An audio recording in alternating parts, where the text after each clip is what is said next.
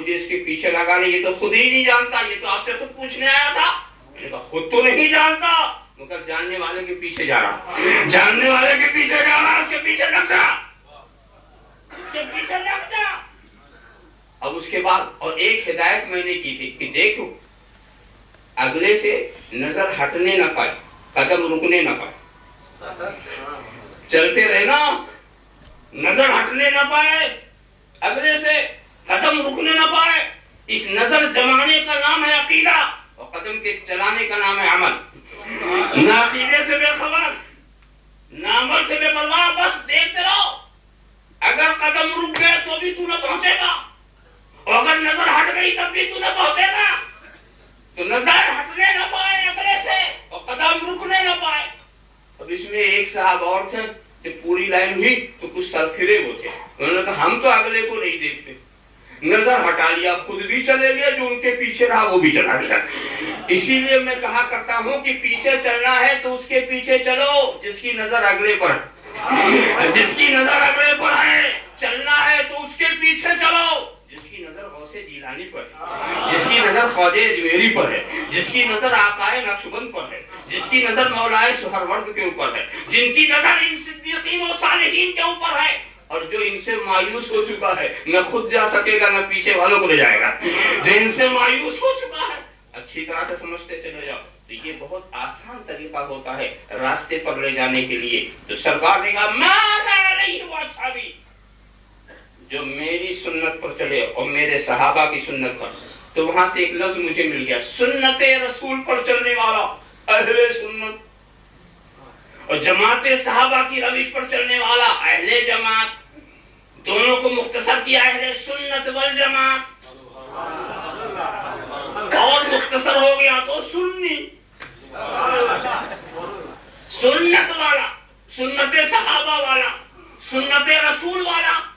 معلومات یہی ہے وہ جو نجات پانے والا ہے۔ اب میں سمجھا کہ اب بات حل ہو گئی، سرکار نے اشارہ فرما دیا، اب چلیں گے ہم اپنے قوم سے کہیں گے کہ نجات پانے والا وہی فرقہ ہے جس کو اہل سنت والجماعت کہتے ہیں۔ مگر جب یہاں میں آیا تو پھر مشکل میں پڑ گیا کہ سبھی اپنے کو سنی کہتے، میں سنی، میں سنی، میں سنی۔ اب مشکل میں پڑ گیا کہ سنی بھی ہے تو کون؟ اب پھر مشکل میں پڑ گیا۔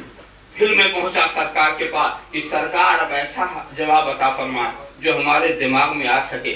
آپ کے کلام بلاغت نظام میں تو کوئی ایسا خفا نہیں ہے، مگر سمجھ ہی اتنی موٹی ہو گئی ہے کہ اس کے لیے بہت ہی سادہ سلیس انداز۔ تو سرکار کہیے نادان، تو سورہ فاتحہ نہیں پڑھتا کیا؟ تو نے کبھی اس پہ غور نہیں کیا ہے؟ جا وہیں سے تجھے ضابطہ مل جائے گا، وہیں سے تجھے قانون مل جائے گا۔ اہدنا الصراط المستقیم، اے اللہ مجھے۔ اور چلتے چلتے وفات پا گیا اسی راستے پر۔ تو سمجھ لینا کہ وہ راستہ حق ہے، اس راستے کو باطل نہیں کہہ سکتے، اس لیے کہ خدا اپنے ولی کو باطل راہ پر ٹھہرنے نہیں دے گا۔ ان کا چلنا ہی اس کے حق ہونے کی دلیل۔ تو اب مثال دو ایک دے دوں تاکہ آپ کی سمجھ میں آ جائے کہ سمجھا کیسے جائے۔ سیدنا صدیق اکبر یہ انعام والے ہیں کہ نہیں؟ ہے کسی کو شک؟ نہیں شک۔ تو جب یہ انعام والے ہوئے تو اب ان کا راستہ جو ہے انعام والے کا راستہ ہوا نا؟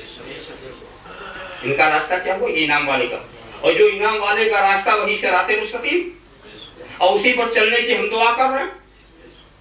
تو راستے تو ان کے بہت ہیں۔ میں ایک واقعہ سنا کر بات کو مختصر کر دوں۔ سیدنا صدیق اکبر کی یہ عادت کریمہ تھی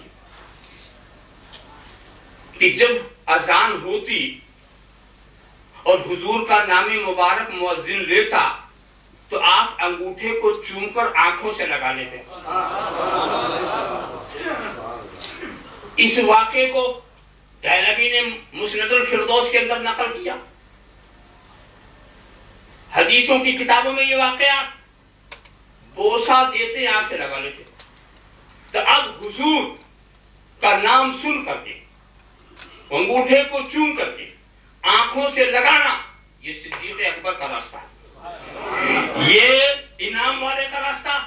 اس بحث میں نہیں جاؤں گا، کہ صدیق اکبر یہ خود سے کر رہے تھے کہ نبی سے پوچھ کر رہے تھے، شریعت چھوڑ کر رہے تھے کہ شریعت کو اپنا کے کر رہے تھے، اسلام کے مزاج سے ہٹ کے کر رہے تھے یا اسلام کے مزاج سے ہم آہنگ ہو کے کر رہے تھے؟ یہ تو تم صدیق اکبر سے پوچھنا کہ وہ کیسے کر رہے تھے۔ میں تو صرف اتنا جانتا ہوں کہ انعام والا کر رہا، میں تو صرف اتنا جانتا ہوں کہ انعام والا کر رہا۔ اہدنا الصراط المستقیم صراط الذین انعمت علیہم، اے اللہ ہمیں سیدھے راستے پر چلا، ان کے راستے پر جن پر تو نے انعام کیا ہے۔ تو اب جو اس راستے کے خلاف آواز بلند کرے، سمجھ لینا وہ مغضوب علیہم سے، وہ تعلیم میں سے۔ بھئی دیکھو یہ کام بوسہ لگا کر آنکھوں میں لگانا یہ فرض نہیں ہے، یہ واجب نہیں، غلط فہمی میں مت مبتلا ہونا۔ یہ تو ایک انعام والے کا انداز ہے، ایک انعام والے کی محبت کا طریقہ ہے۔ تو میں اس کو فرض واجب نہیں کہتا، مگر فرض واجب جو نہیں تو کیا وہ باطل ہے؟ کیا وہ گمراہی ہے؟ ہمیں اس بات کی اصلاح کرنا ہے۔ جو اس کے خلاف آواز دیتے ہیں وہ انعام والے کے راستے سے ہٹ گئے۔ اے اللہ ہمیں تو ایسا کوئی تمہیں ملے، ابھی تو انعام والوں کی فہرست بنا لو نا، تو ایسا کوئی ملے جس کے خلاف آواز بلند کرے تو اس سے لڑنا نہیں، اسے بلانا، بٹھانا، نام پوچھنا، باپ کا نام پوچھنا، لکھ لینا۔ وہ پوچھے کیوں لکھتا؟ کہا مجھے غضب والے کی بھی لسٹ بنانی ہے، ساتھ ہی ساتھ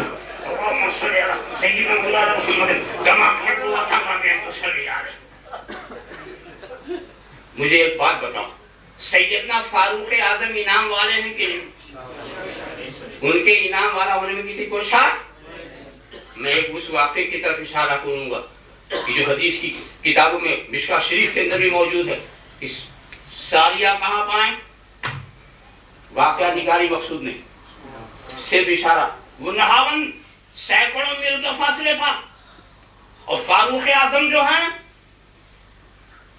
وہ مدینہ منورہ میں منبر رسول کے اوپر، اور یہاں سے کہتے ہیں یا سوریت الجبل، یا سوریت الجبل، اے سوریہ پہاڑ کی طرف متوجہ ہو جاؤ۔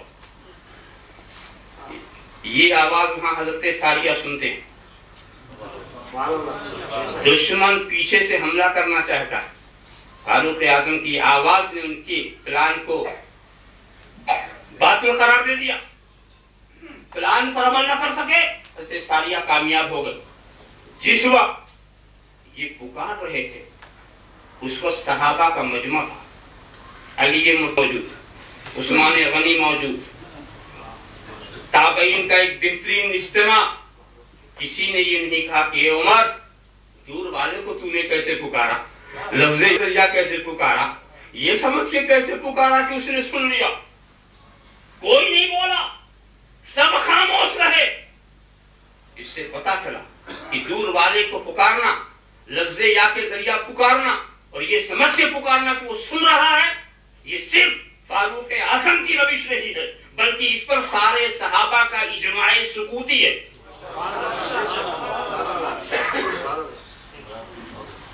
فاروق اعظم نے پکارا تو دوستو یہ تو فاروق اعظم سے جا کے پوچھنا کہ انہوں نے کیا کیا، کیوں پکار لیا، کیا نبی نے کہا تھا کہ جب ایسا وقت آئے تو پکار لینا، یہ تو ان سے پوچھنا۔ میں تو صرف یہ جانتا ہوں وہ انعام والے ہیں، یہ ان کا راستہ ہے، وہ انعام والے ہیں، یہ ان کا راستہ ہے۔ دوستو یہ پکارنے کا بھی فلسفہ عجیب ہوتا ہے۔ پکارنے، یاد رکھو پکارنے کا فلسفہ کیا ہوتا ہے، کبھی بلانے والے کی آواز تیز ہوتی ہے اور سننے والے کی کم ہوتی ہے، تو بلانے والا تیزی سے بولتا، سننے والا سن لیتا، اور کبھی بلانے والے کی آواز ہلکی ہوتی، سننے والے کی تیز ہوتی، تو یہ بولتا وہ سن لیتا، کبھی دونوں کی تیز ہوتی، تو معلوم یہ ہوا کہ ایسا ہوتا۔ تو یہ مت دیکھو کہ کیا پکارا، یہ آپ کی حمایت کے طرف ہے، بس دو ہی مصرے، ویسے تو پورا قصیدہ ہی نور علی نور، دو ہی مصرے بغور پڑھو، اے سیدوں کے سید، ہم آپ کی بارگاہ میں بالقصد آئے۔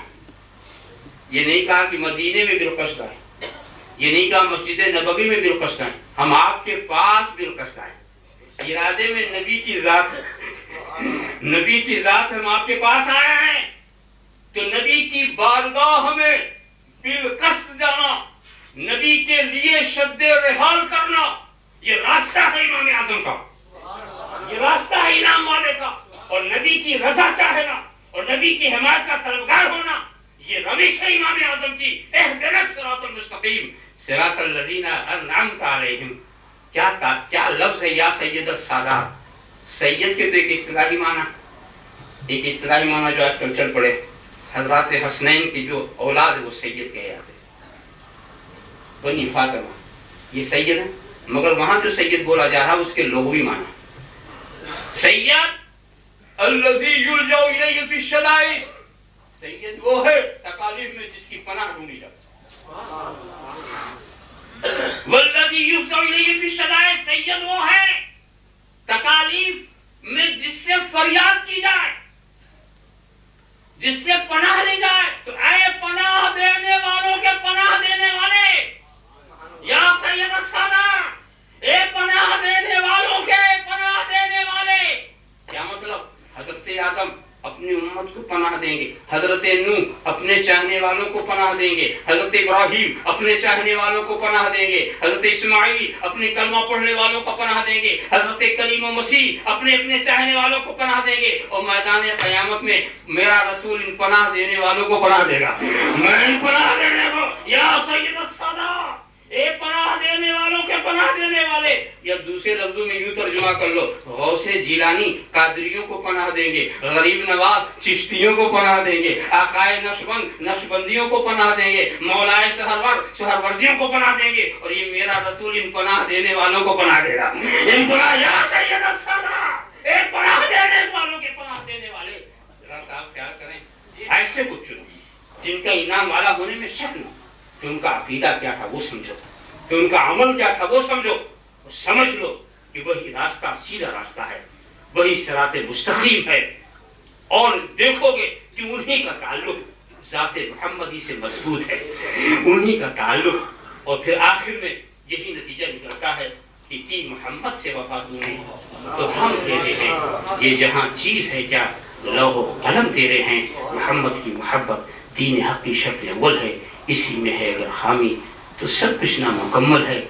محمد کی غلامی ہے سند آزاد ہونے کی، خدا کے دامن توحید میں آباد ہونے کی۔